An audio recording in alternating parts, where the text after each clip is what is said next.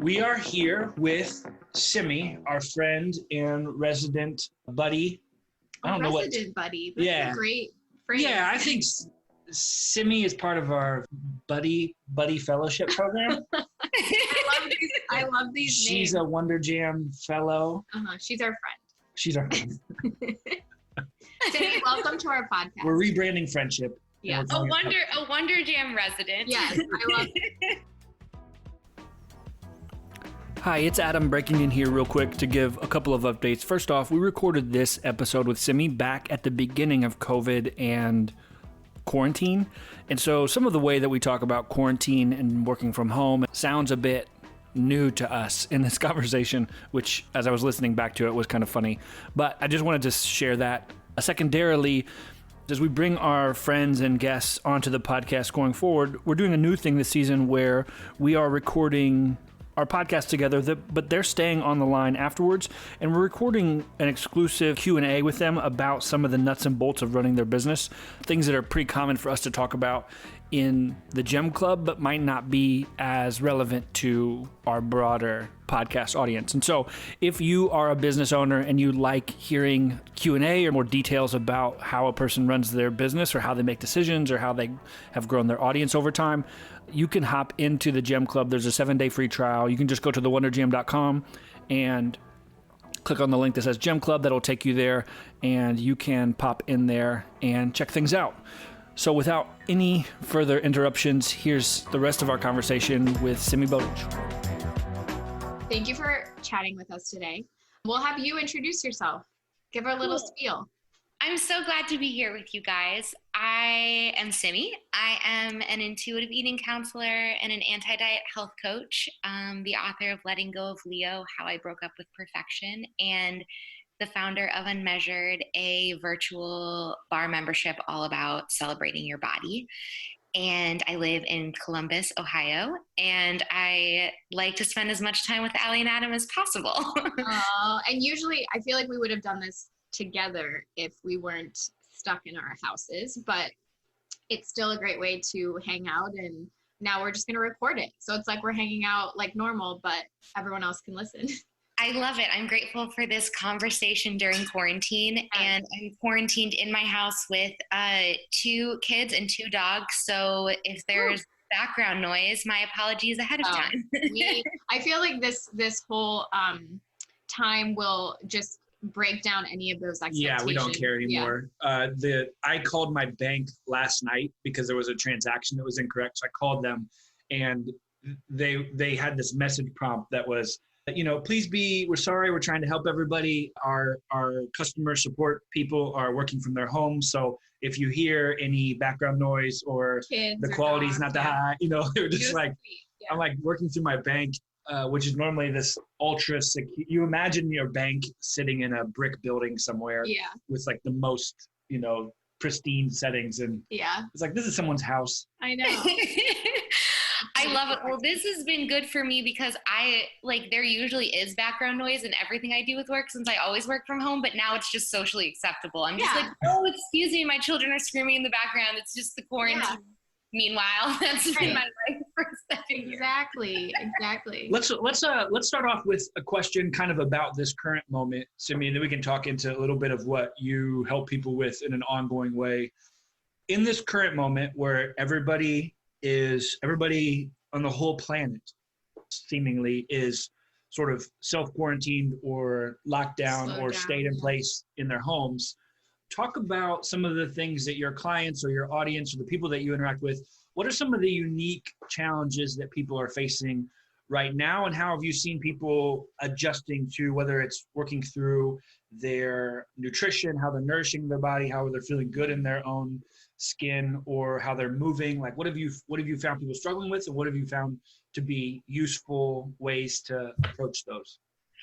Sure. So at the core of intuitive eating, which is really what I work with my clients on, is this idea that we can free ourselves from all of the rules around what to eat and how much to eat and when we should be eating and how to move and when to move, all of that we can put those rules down and really learn how to tune into our bodies, to listen to our bodies' internal cues, and be human with food and with movement, and can get back to our humanness. And so what I've seen come up in this specific time is that there is a lot of panic and fear and worry with changing schedules and changing access, that people are not able to follow all of these rigid rules that they had for themselves before.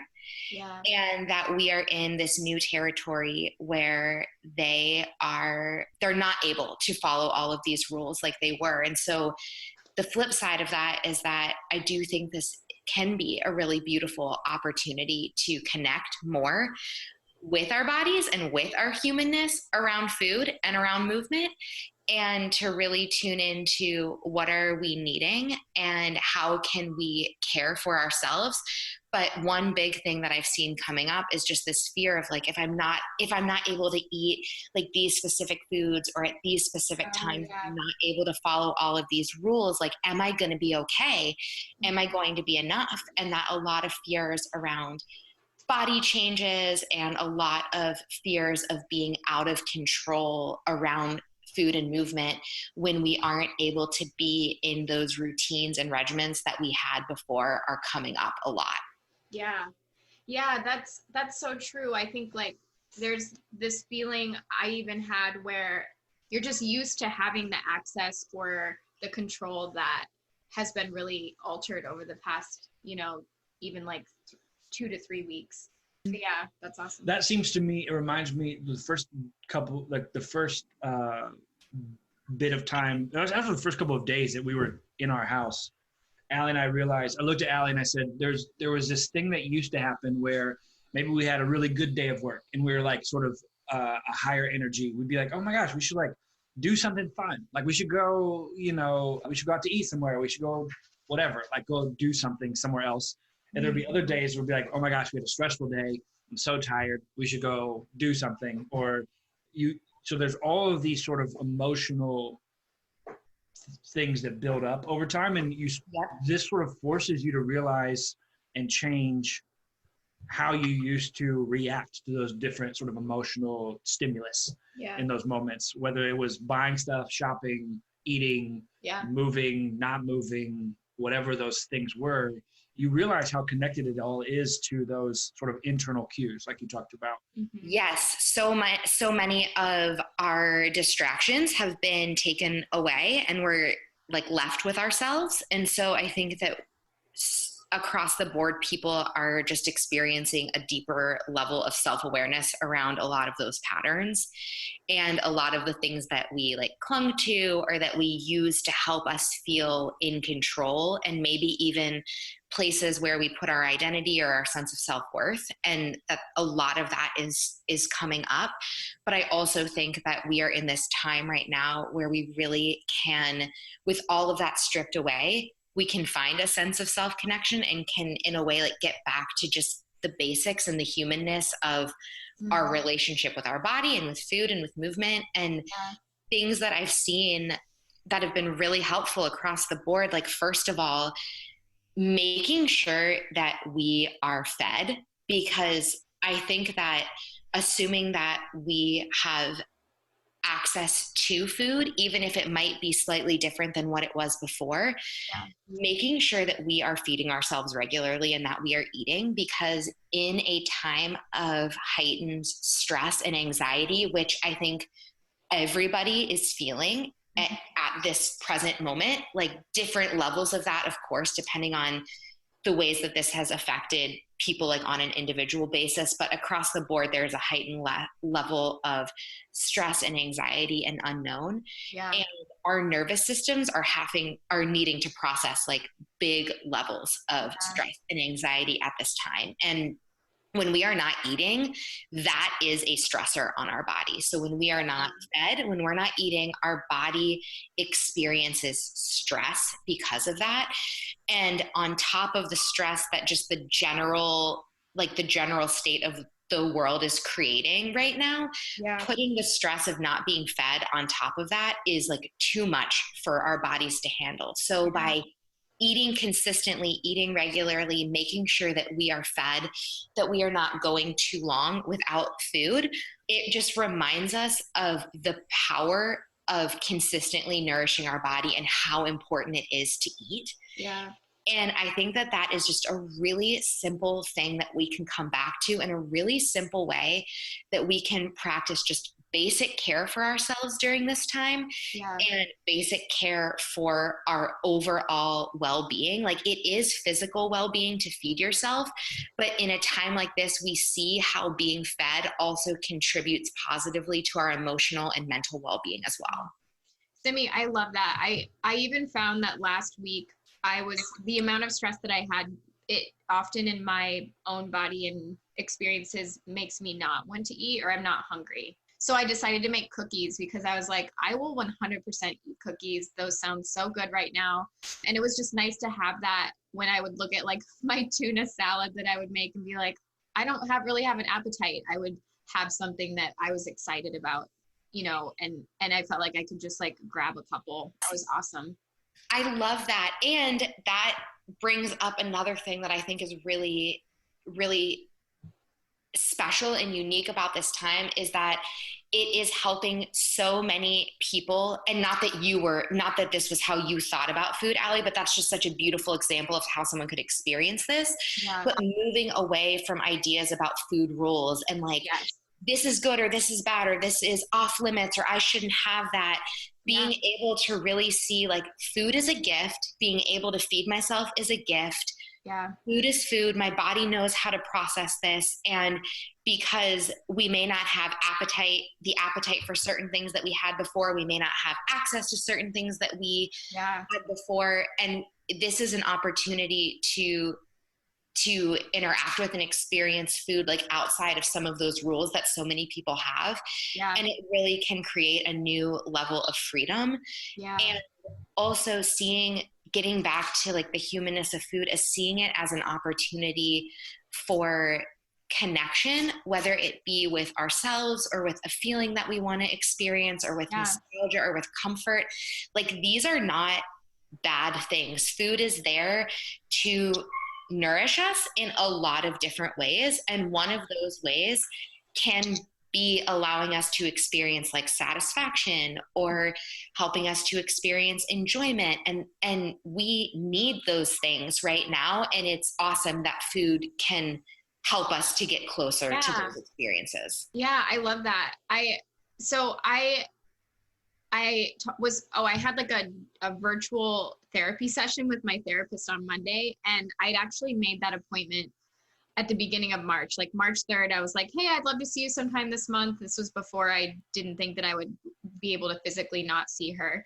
And her number one piece of advice to me was to make sure that I was moving, because last week I felt like I just worked 24/7 and I would just like kind of like lay down at the end of the day, kind of like paralyzed from shock and like watch TV and things like that. So for people who don't know or just heard you mention at the beginning, I'd love for you to share a little bit about your movement membership and like what it stands for and some of the feedback you've heard now that the way people move has shifted, people not being able to maybe go to a class in person, or people like me where someone's like, you have to make sure you're moving. Totally. I believe that movement is such an amazing way that we can take care of ourselves. And I wanted to create something that would allow people to get the benefits of movement without so much of like the rules and the shame and the like body image fixation that our culture can put on it, which was like the purpose and intention behind creating Unmeasured. It's a virtual monthly bar membership, and this all happened before everything was COVID-19. So I had wanted to create this virtual monthly bar membership because I really wanted to make movement accessible and approachable on so many different levels. And I felt that creating this virtual offering was the best way to do that, because what I see a lot in the work that I do is that movement can be such a healthy thing, but we can also take it to these unhealthy places. And I know that so many of the women that I work with struggle in their relationships with movement, like in two main ways. One is really becoming obsessed with it and over exercising and having all of these rules around movement and doing it to this extreme place where it's no longer helpful or healthy. It becomes harmful to their overall health, physical, mental, emotional.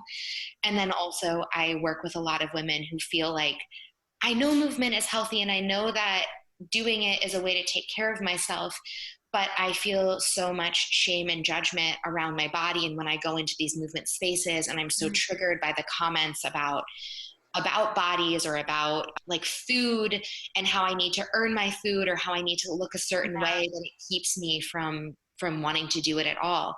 And so I wanted to create this space where people could come and move without the rules and also without the shame and the judgment, where it was really about empowering people to listen to their bodies and to tune into their bodies and to move in ways that feel good for them and encourage them to invest in themselves and in movement, but above all to honor what their body is asking them to do and is communicating to them. And so much similar to all of the stuff that we just talked about food, like really getting back to the humanness of movement and how we don't need to have all of these rules. And what we really need is just to get back to connecting with ourselves and to see movement as a way that we are communicating to our bodies. And I wanted Unmeasured to be a space where people felt empowered to do that. I love that. Yeah, I love that. I love that a lot. I think I'm imagining a person listening to this, and as we've helped or we've seen the inside of Unmeasured. And so after seeing it and watching videos, I think it's easy for us to understand what that's like.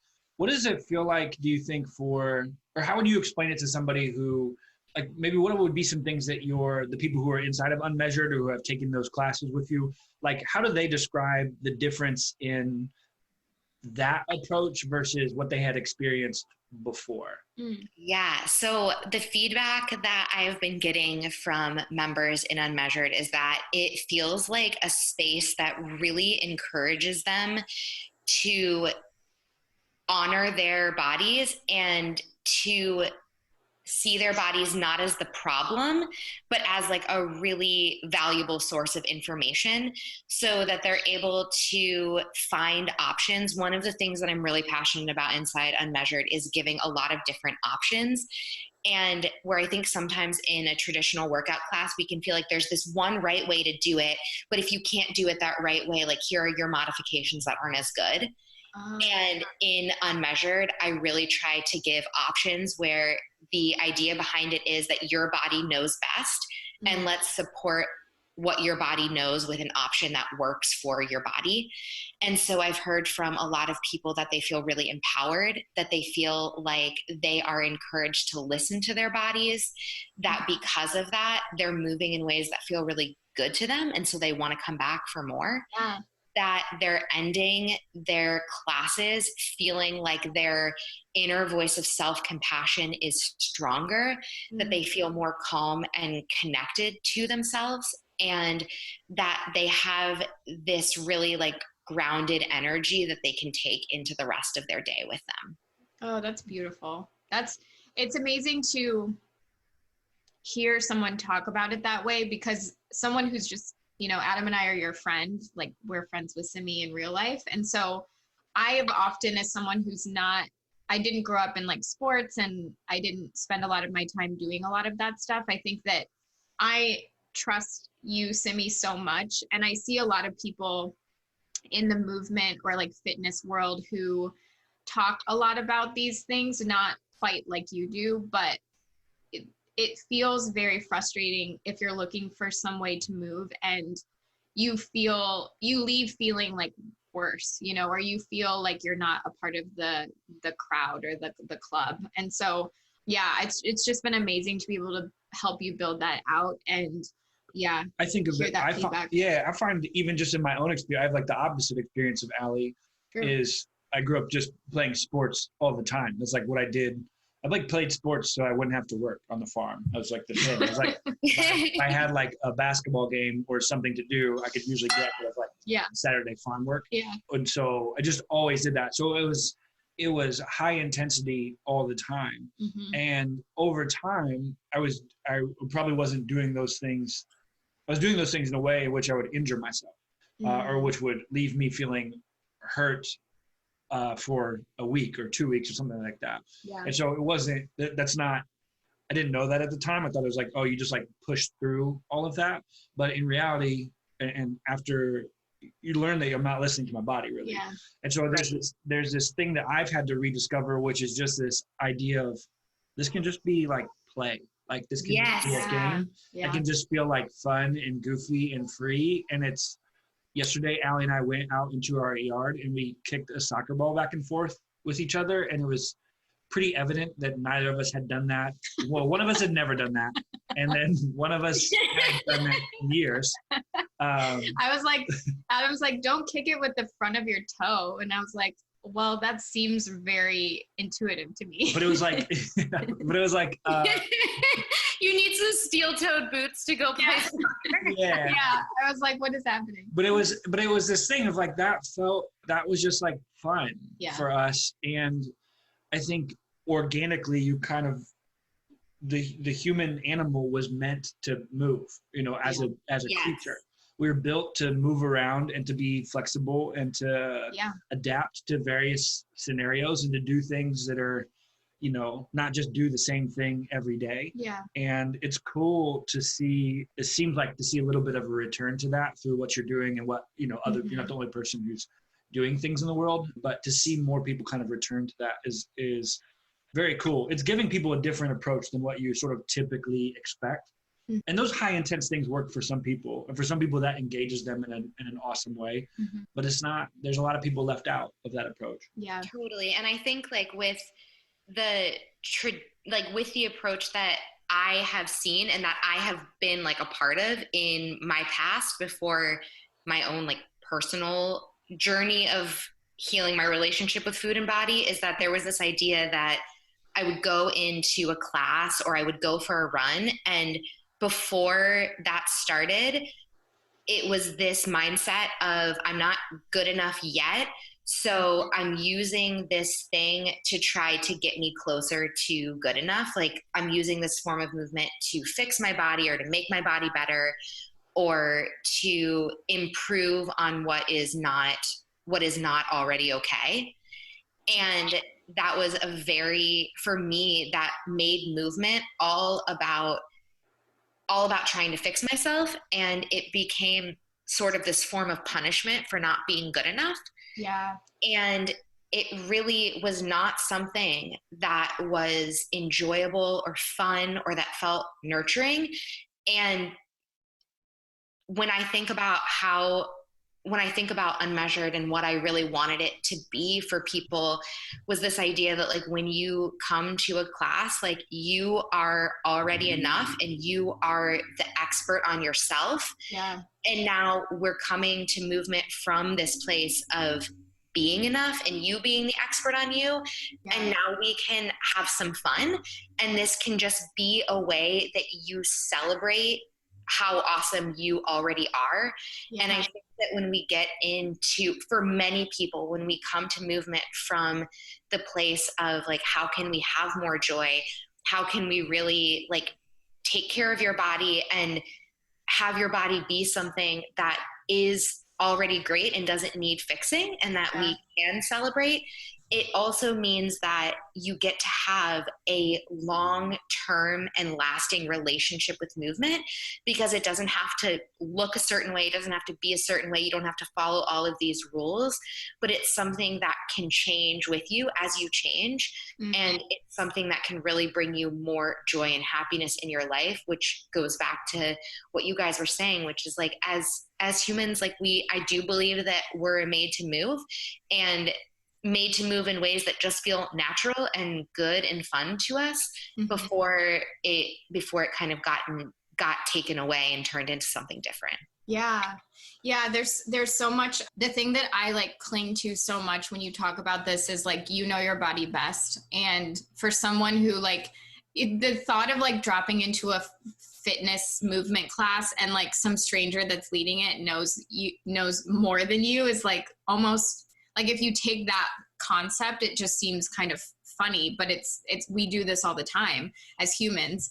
And I think that there's a lot of power, or there's been a lot of power in my life in accepting that I know what's best for me. And that can, I think, apply to so many different areas. Yeah, that's really true. Simi, I guess the last question before, and we're going to continue this conversation with Simi a little bit longer for those of you who are members of our Gem Club. But I'm going to ask one final question before we do that, and then we're going to hop inside of the Gem Club. And if you are listening to this and you own a business, the Gem Club is our online community that we run, and it is full of a bunch of really great people like Simi. Simi also hangs out in there sometimes. And inside of the Gem Club, we have a lot of different courses and information, and we have constant conversation. A lot of it at this present moment is about the changing nature of everybody's business in the midst of COVID-19.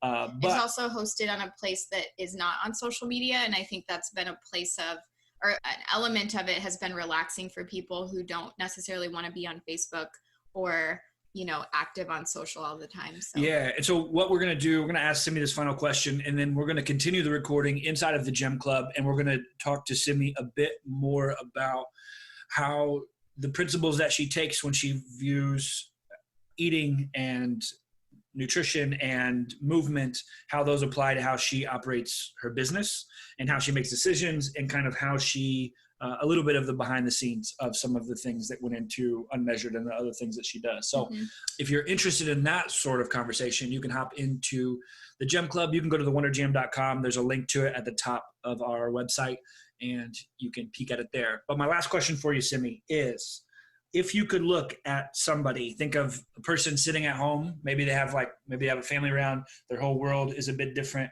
or maybe it's just them and they're quarantined by themselves, and you could remind them of something, educate them about something, tell them something, encourage them in some way, what would you say to them? I think during this specific time, what I would encourage all of us is to remember that when we feel out of control of things that are happening, of our circumstances, whatever it might be, that it's a really beautiful opportunity to find ways to connect. And whether that be to connect with yourself or to connect with someone else, that during this time right now where things can feel really, really out of control, that I think we have a huge opportunity to really lean into meaningful connection. And for many of us, free from so many of the distractions that were present before, that will be connection with ourselves. I love that. This is wonderful. So like we said, we'll take like a quick break and then continue the conversation over in our membership. If you want to hear more of interviews like this, we're doing live streams on our Facebook, Twitter, Instagram, and YouTube. They all live there. So we're grabbing a number of people, most all of them already are Gem Club members, is we're highlighting the people who we're seeing do incredible evolutions in the middle of all of this wildness. Yeah. And so we're seeing people who are responding proactively and doing some of those things that Simi had just mentioned doing with their brands and businesses and what they've got going on. So you can check out more of that coming there, and you can check out thewondergym.com. You can check out simibotic.com for everything Simi. You can check her out on Instagram and social media under her name. Yes. So it shouldn't be too difficult to find. There's not. Simi's a rare name. You're easy to find on the internet. Yeah, for sure. Yeah. Well, thanks for being on, Simi, and we're excited to continue the conversation inside the Gem Club. Thank you so much for having me, guys, and I can't wait to keep chatting with you inside your amazing membership.